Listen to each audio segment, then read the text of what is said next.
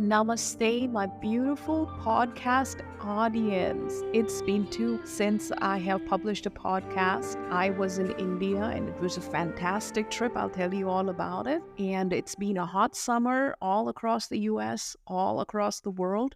Hottest summer in 120 years. I went to Delhi, my hometown, and it was just amazing. The local government, they've come together, they've planted hundreds and thousands of trees. So Delhi is beautiful, green, tropical. Delhi is the food capital of Asia.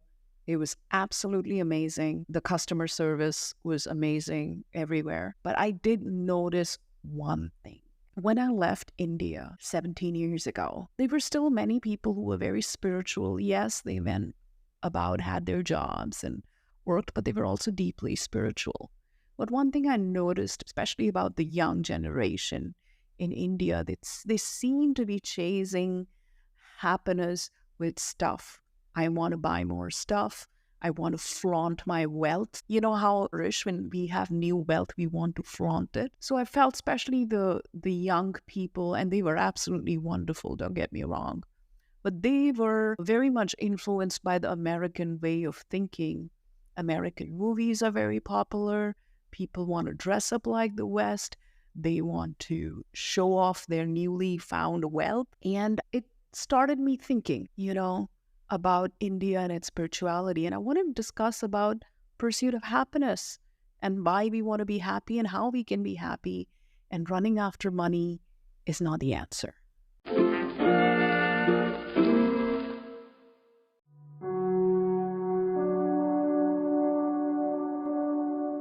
The Declaration of Independence clearly states that we have the right to life, liberty, and the pursuit of happiness. And I think in the last 200 years or so, Americans take this pursuit of happiness as literally pursuing or running after happiness, which we think is things. Happiness means things. We are running after or going after stuff. Bigger house, even if we do not have money. Bigger car, more stuff, everything's more. We're chasing happiness by chasing more things to buy. Have you ever heard anyone say, I want to be miserable and I want unhappiness and I want disease? All of us want to be happy. So, how do I become happy and live my best life? We want to be free of disease.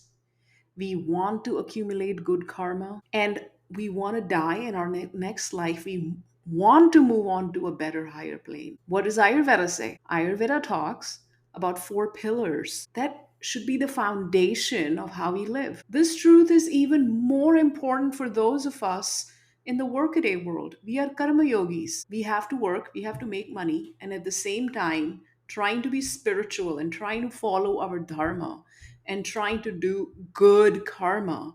It's a juggling act. So let's ask our resident Vedic scholar and expert Pandit Atul Krishna. What is the Vedic approach to life? In fact, Ayurveda means the science of life. How to live a good life. That is what the meaning of Ayurveda is. What is life? What is the meaning of life? Can you please tell us? In Vedic life, there are 4 aims of life, and those are basically things that all of our efforts are aimed towards satisfying these. And the thing is that this is not something like it's it's a thing you have to sign up for or subscribe to or believe in. It is an observation of things that everyone does, everyone in human society. These are dharma, artha, kama, and moksha. Even though we're using Sanskrit terms, these are things that everyone does. Dharma is having an idea of righteous living, having a moral and ethical life. Now, even if someone is very immoral, that means that their morality is characterized by a lack of consideration for others, right? We could say that they have a kind of a very low emphasis on dharma. Artha are the basic needs: food, clothing, shelter, health.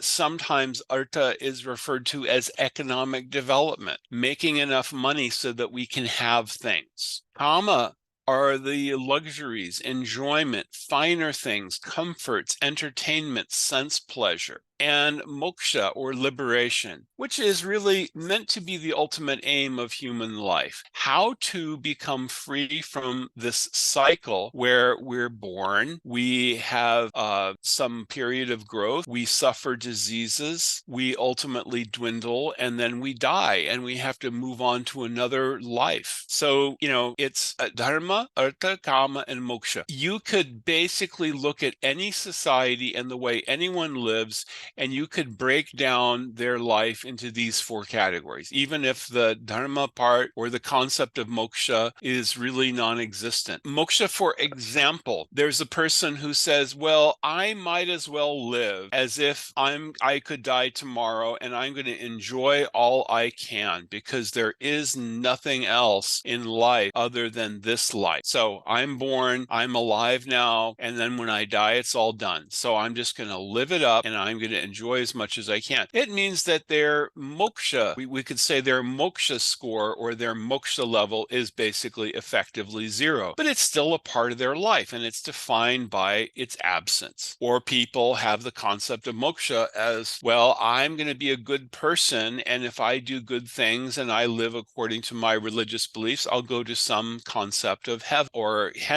or kingdom of God or spiritual realm, however I define it. That's my concept of moksha. It's to become free from suffering. All right, 4 aims of life. What are the 4 stages of life? So again, this is something that is specific to Vedic culture. And in Vedic culture, there are 4 distinct stages of life. There is the brahmacharya, or student life stage.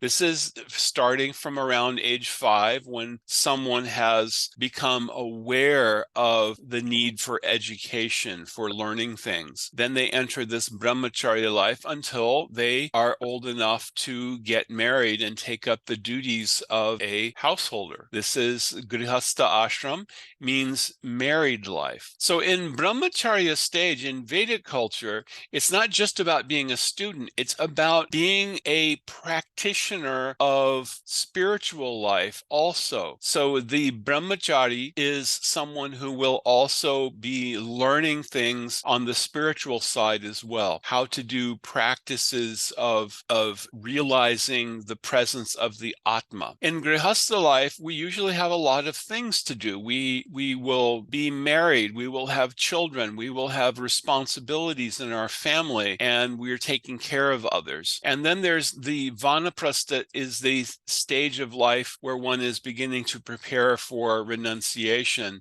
And finally, there is a 4th order of life called sannyas, which is not something that everyone does. Some people will take up at the end of their life, a stage of being completely renounced and not performing any type of work, but only engaging in spiritual realization.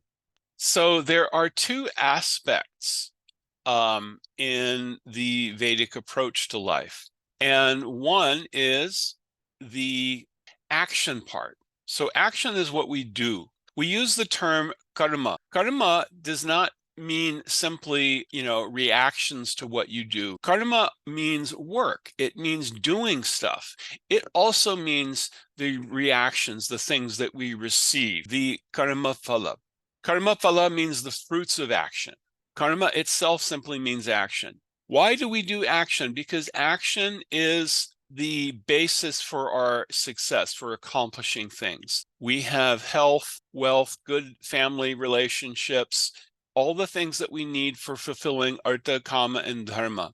And knowledge is basically, there are different types of knowledge. One type of knowledge is knowledge of the spiritual reality, which helps us to move towards moksha, to understand the self, the Atma, to understand the process of liberation or becoming free from the cycle of birth and death. And they're both important.